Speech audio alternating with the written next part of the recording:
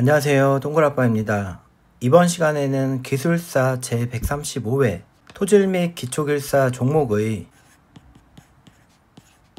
용어 1교시에 대한 강평을 진행하겠습니다. 강평에 앞서서 강문제 읽어보면서 난이도 체크하겠습니다. 1번 붕괴 포텐셜, 컬랍스 포텐셜이고요. 2번 베스터널과 비베스터널. 3번 루전 시험, 루전 테스트입니다. 4번 흙의 다짐 시험, 컴팩션 테스트이고요. 이어서 5번 안밀계수 결정 방법. 6번 얕은 기초의 안정성 평가 항목.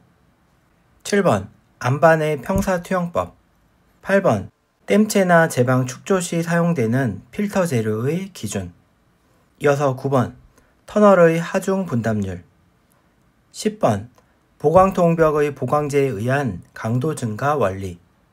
이어서 11번 흙막이 벽체 가상 지지점. 12번 지방공학적 안반 분류법. 마지막 13번 터널의 편토합까지 나왔습니다.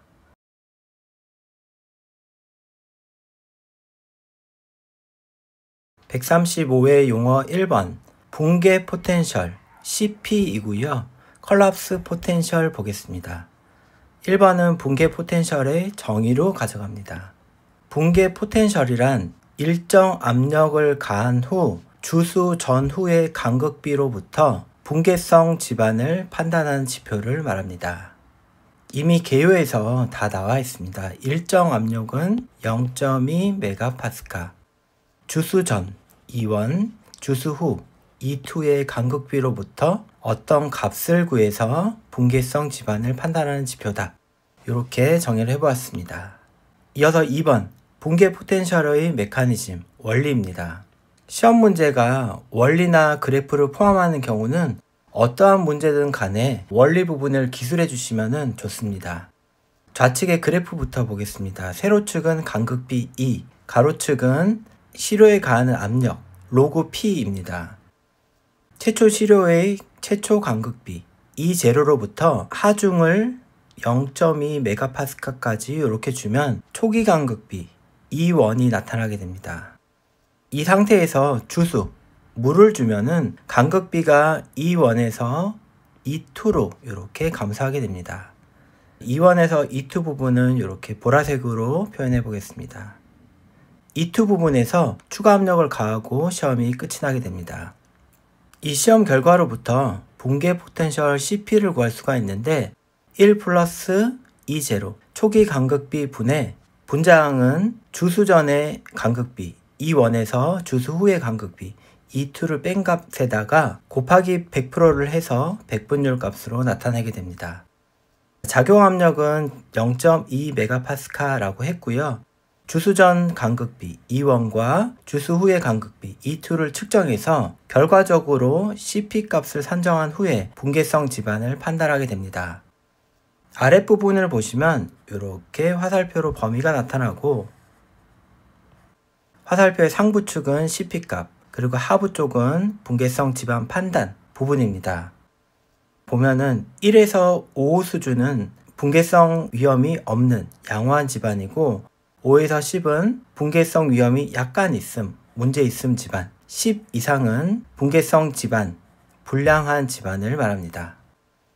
지금 요 CP 값을 이용해서 판단하는 지표는 동굴아빠가 수험서를 기준한 내용이었고요. 강평을 준비하면서 내용을 확인해 보니까 ASTM D5333에서는 다음과 같이 정의를 했습니다. 빨간색으로 쓰도록 하겠습니다.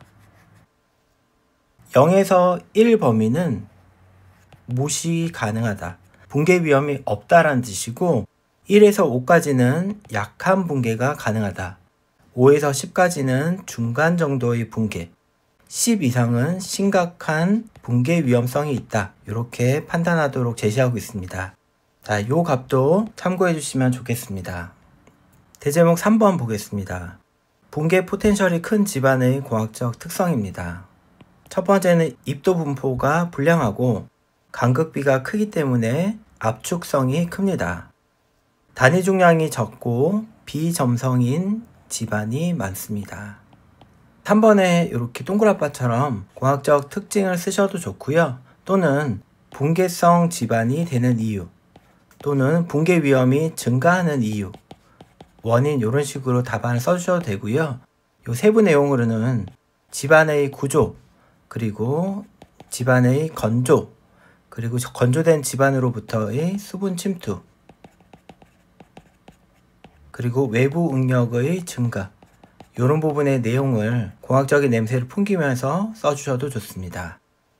동그라빠가 공학적 특징을 써도 좋고 증가 원인을 써도 좋다라고 하는 거는 출제자분들과 그리고 채점자분들의 의도가 특징 위주일 수도 있고 원인 위주일 수도 있기 때문에 요 방식도 좋고 요 방식도 좋다, 이렇게 말씀드리는 겁니다. 참고해 주시고요. 이어서 보겠습니다. 4번 붕괴 포텐셜이 큰 지반의 기초 설계 방향입니다. 좌측에는 이렇게 개요도가 나옵니다. 탈수 다짐을 하면서 다짐하는 방법, 그 다음에 그라우팅과 말뚝 기초 이런 부분을 그림으로 나타내고, 우측 내용에서는 살수 다짐, 시공전 침수, 그리고 동다짐, 안정처리, 기초형식 변경 등의 내용을 써줍니다. 1번 붕괴 포텐셜 여기까지 봅니다.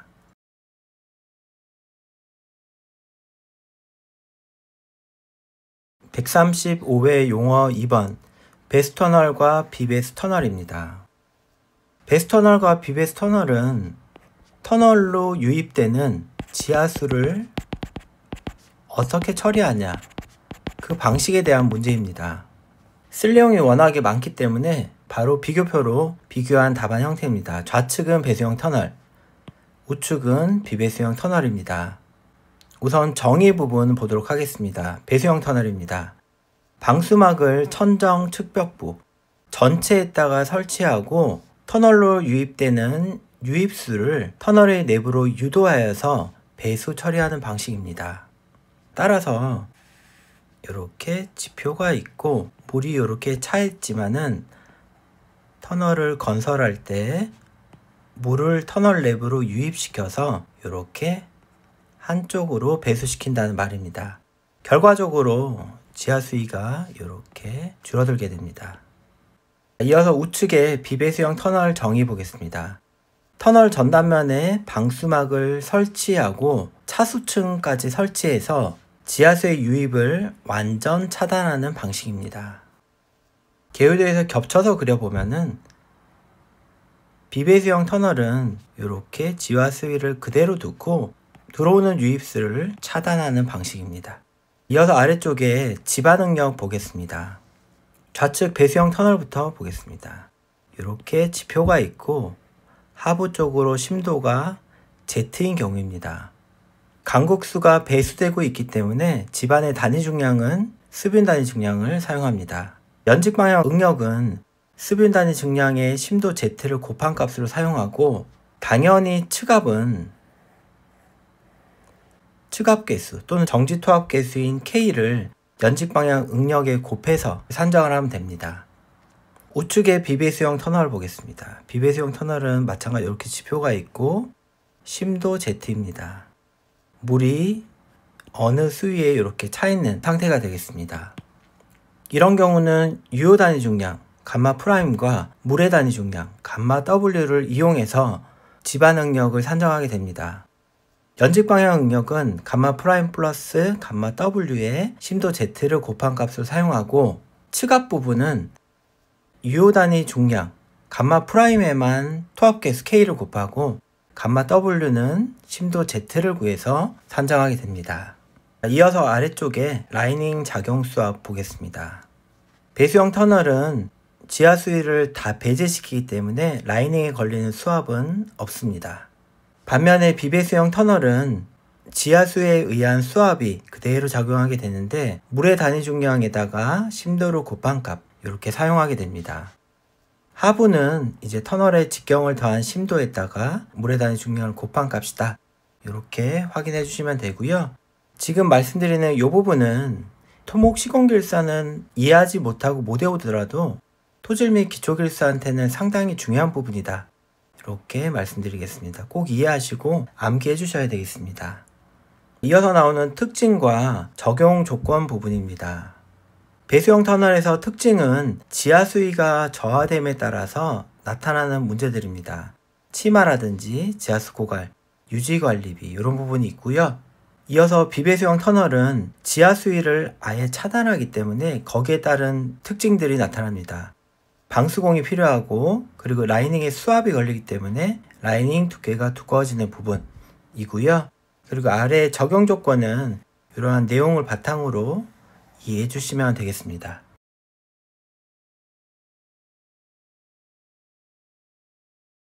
(135회) 용어 3번 루전 시험입니다. 1번은 루전 시험의 정의로 가져갑니다.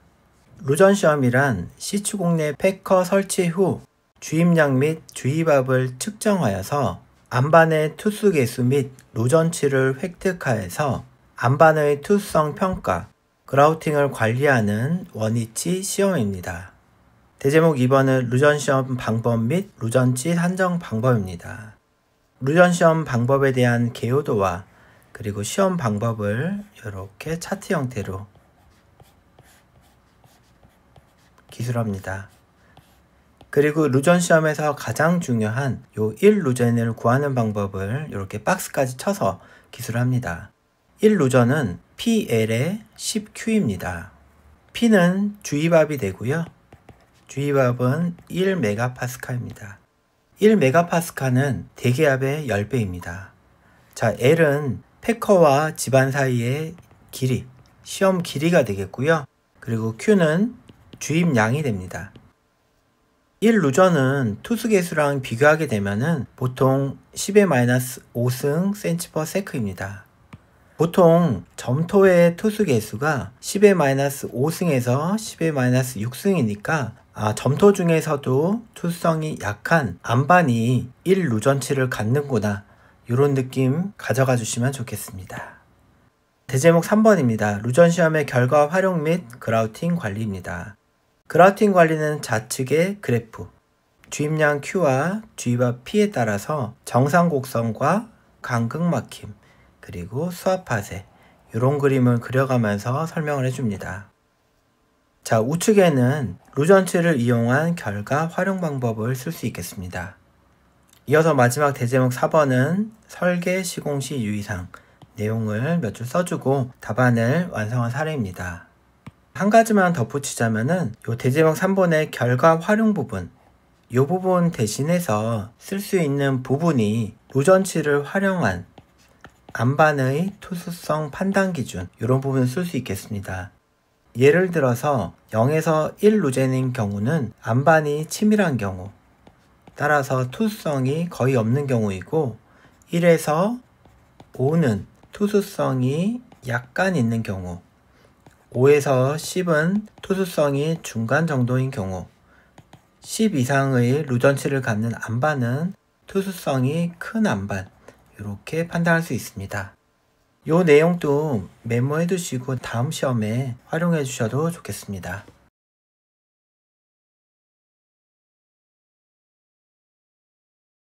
(135회) 용어 4번 흙의 다짐 시험입니다.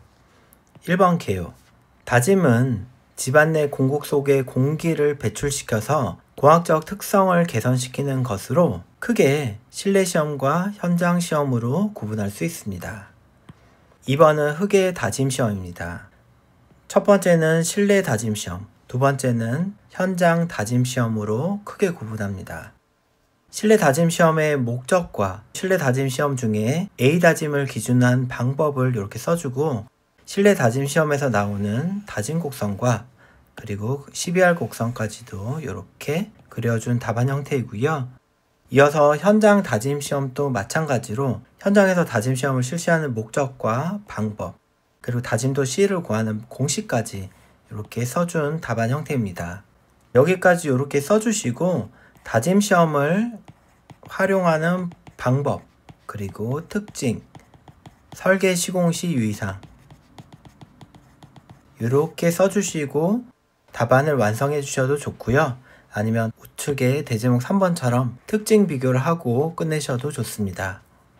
특징 비교시는 실내 다짐과 현장 시험을 다짐 장비 함수비, 다짐 방법, 시료의 최대치수, 시료의 파쇄 여부와 입도, 측면 구속 여부, 건조 방법에 따라서 이렇게 비교하고 답안을 끝낼 수 있겠습니다.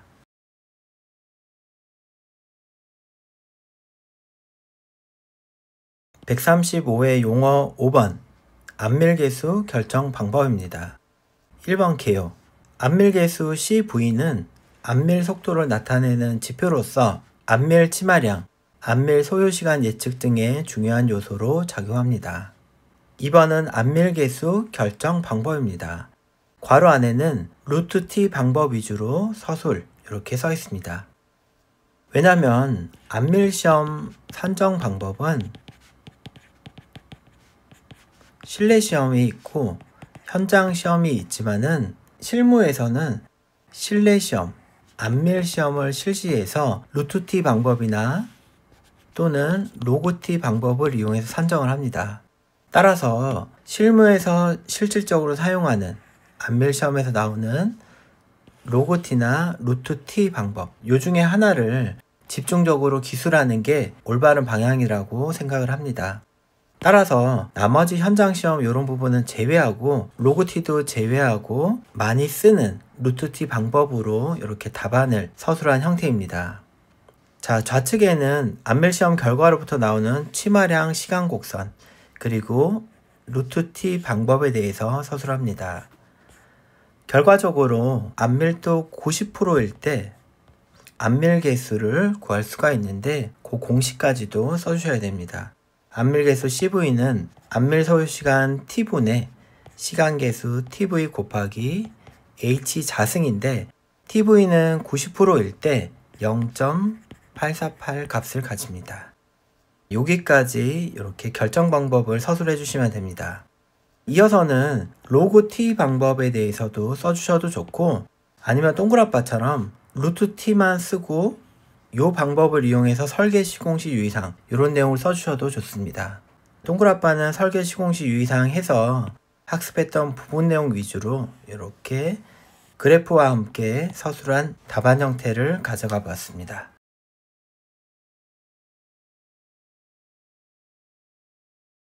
135회 용어 6번 얕은 기초의 안정성 평가 항목입니다.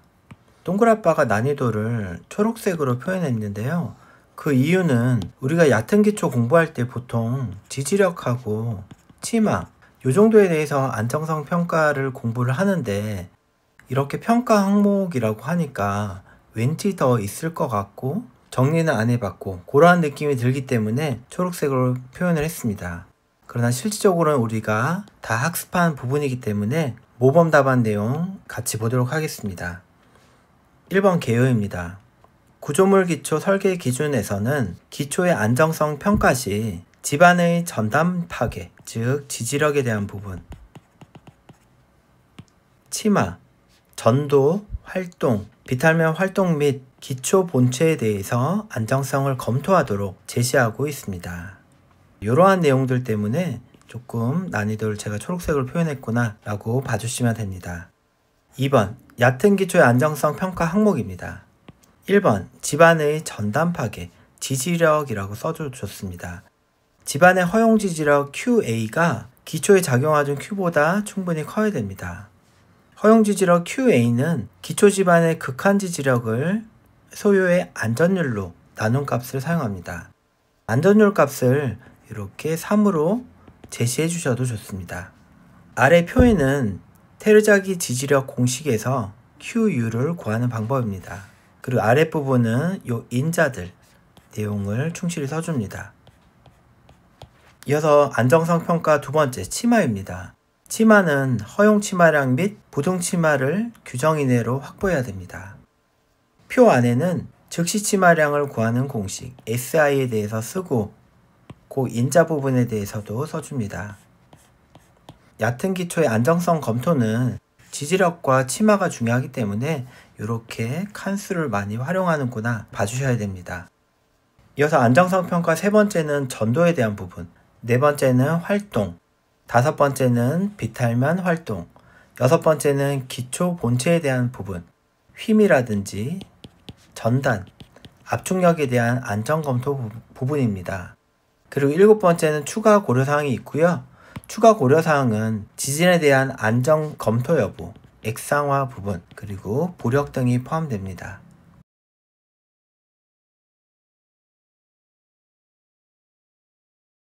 135회 용어 7번 안반의 평사투영법입니다. 1번 개요.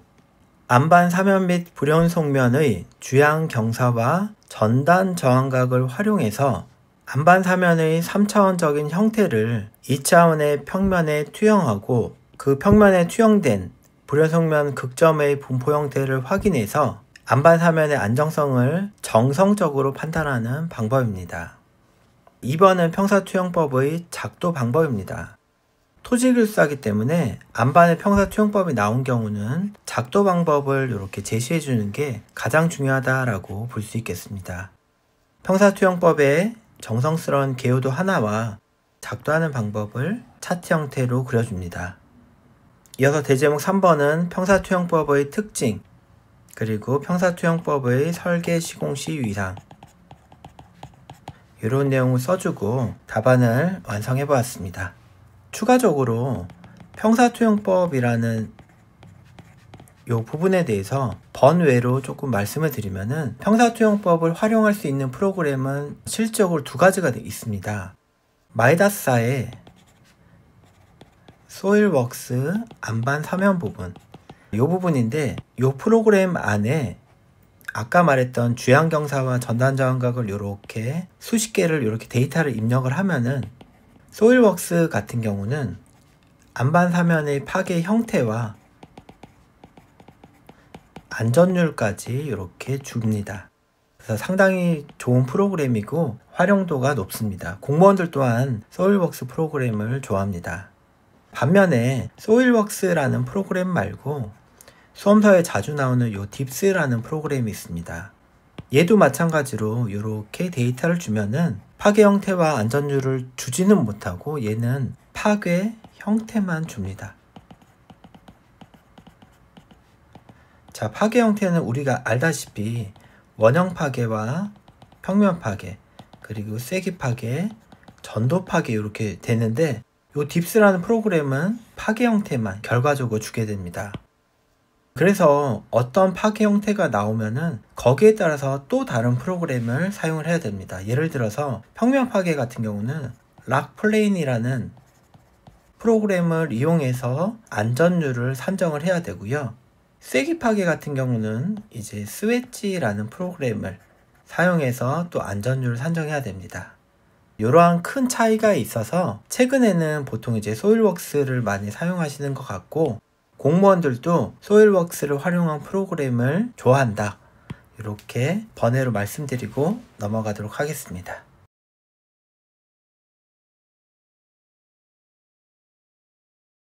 (135회) 용어 8번 댐체나 제방 축조 시 사용되는 필터 재료의 기준입니다. 1번 개요. 필터 재료는 파이핑 방지 및 배수 요구 조건 등을 만족시키고 기타 재료, 볼투수층, 투수층의 기능을 유지하기 위해서 재료 기준을 만족해야 합니다. 2번 필터 재료의 기준입니다. 필터 재료의 기준은 크게 기능과 2번 요구 조건으로 구분할 수 있겠습니다. 요구 조건을 기준으로 쓰도록 하겠습니다. 첫 번째, 필터 재료의 기능 부분과 필댐의 개요도에 대해서 그려줍니다. 이어서 중제목 2번, 필터 재료의 기준입니다. 첫 번째는 일반 기준, 두 번째는 필터의 입도 기준에 대해서 쓸 수 있겠습니다. 입도 기준은 요 관련 공식과 요 관련 공식이 의미하는 공식을 이렇게 기술해 주셔야 되고요. 각 공식, 기준이 의미하는 목적에 대해서 정확히 써주셔야 되는 그러한 문제가 되겠습니다.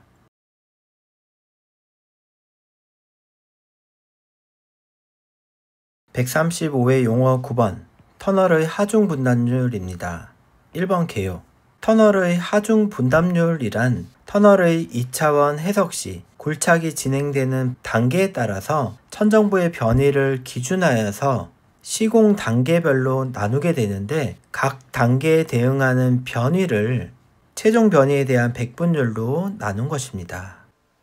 모든 터널 공사가 끝나고 최종 변이가 100이라고 하면 그 단계에서의 변이가 30이 되든 40이 되든 이런 식으로 있을 텐데 그 백분율을 터널의 하중 분담률이다 이렇게 정의하게 됩니다. 2번 터널의 하중 분담률입니다. 1번은 2차원 해석 단계, 그 단계별로 하중 분담률이 어떻게 적용되는지 이고요. 답안은 3단계 30, 40, 30을 기준해서 서술하게 됩니다. 개요도를 전반적으로 한번 보시고 0번은 터널 굴착 전의 초기 응력 상태입니다. 당연히 변이는 0이 될 겁니다. 이어서 1번입니다. 1번은 터널이 굴착한 직후, 굴착 직후의 무지보 상태. 변이는 30%입니다. 이어서 2번 단계. 2번 단계이고 1차 지보제인 쇼크리트를 적용한 상태입니다. 변이는 70%가 됩니다. 마지막 3번은 2차 지보인 라이닝과 락볼트가 모두 완성된 단계로 최종 변이는 100이 됩니다. 이렇게 보면은 무지보 굴착 단계는 0에서 30으로 갈 때 30이 맞고 1차 지보 단계는 30에서 70이 오니까 얘는 실질적으로 40이 되고 1차 지보에서 2차 지보로 갈 때는 30이 됩니다. 그러면 제가 이렇게 보라색으로 표현한 요 값이 최종 변이에 대한 그 단계의 변이가 되고 이게 바로 하중 분담률이구나 이렇게 설명할 수 있겠습니다. 이렇게 산정된 하중 분담률로 굴착면에 작용하는 하중을 산정하는 원리가 있습니다. 이어서 우측 페이지, 터널의 하중 분담률을 결정하는 방법입니다. 첫 번째는 유사집안의 대표 해석을 활용하고 두 번째는 3차원 해석 결과를 이용한 방법, 세 번째는 경험적 방법을 활용한 방법이 되겠습니다. 동그라빠의 답안 형태처럼 하중 분담률을 결정하는 방법, 적용하는 방법하고 결정하는 방법을 쓸 수 있겠고 또는 이렇게 하중 분담률 부분을 조금 양을 줄인 다음에 하중 분담률을 결정짓는 영향요소 부분을 추가해 주셔도 좋습니다.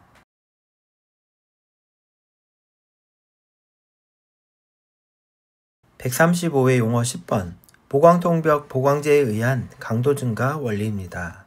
1번 개요입니다. 보광통벽은 성토체 사이에 인장력이 큰 보광제를 설치하여서 토립자 및 보광제 마찰에 의한 변이를 구속하고 점착력을 부여하는 중력식 구조물입니다. 정의에 대해서 개요를 써주고 이어서는 물어본 강도 증가 원리에 대해서 써줍니다. 첫 번째는 내부 마찰각 증대 원리고 이 원리는 낮은 응력 수준에서 발현이 됩니다. 이어서 두 번째는 구속력 증가 원리, 세 번째는 겉보기 점착력 부여 원리인데 겉보기 점착력은 높은 수준 응력에서 발현이 됩니다. 각 증가 원리에 대한 그래프와 그 그래프를 설명하는 원리 부분을 정확하게 기술해 줘야 되는 그런 문제가 되겠습니다.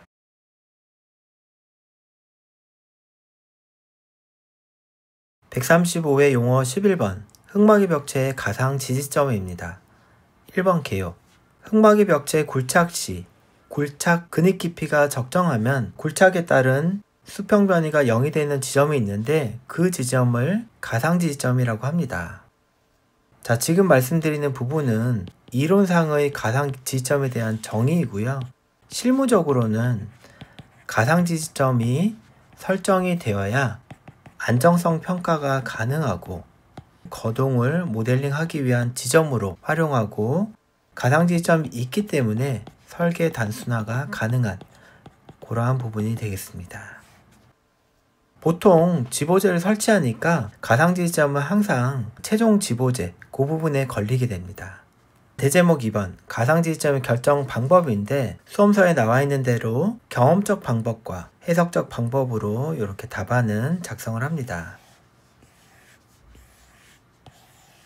이어서 대제목 3번은 가상지점 고려사항, 설계 시공 시 고려사항입니다.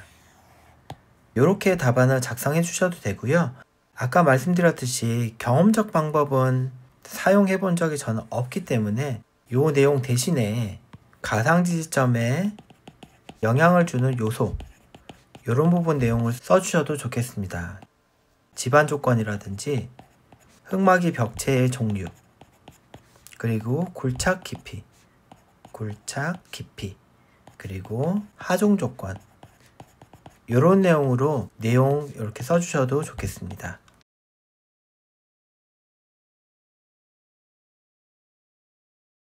135회 용어 12번 지방공학적 안반 분류법입니다. 1번 개요. 지방공학적 안반 분류법은 안반의 특성을 평가하고 분류하기 위한 방법으로 안반의 강도와 안정성을 예측하고 설계 및 시공에 활용하기 위해 분류를 시행합니다. 대제목 2번은 지방공학적 안반 분류법인데 동그라빠는 과감히 Q분류법과 RMR 분류법을 이렇게 기술합니다. 실무에서 가장 많이 쓰기 때문입니다. 표 형태로 좌측은 Q분류, 우측은 RMR을 놓고 분류인자와 산정식, 점수체계의 장점, 단점, 활용 부분까지도 이렇게 비교해서 답안을 완성한 사례입니다.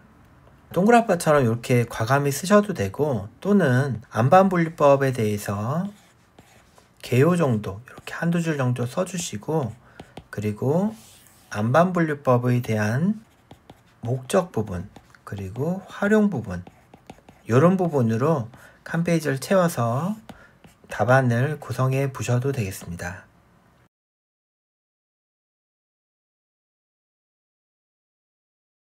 135회 용어 13번 터널의 편토합입니다.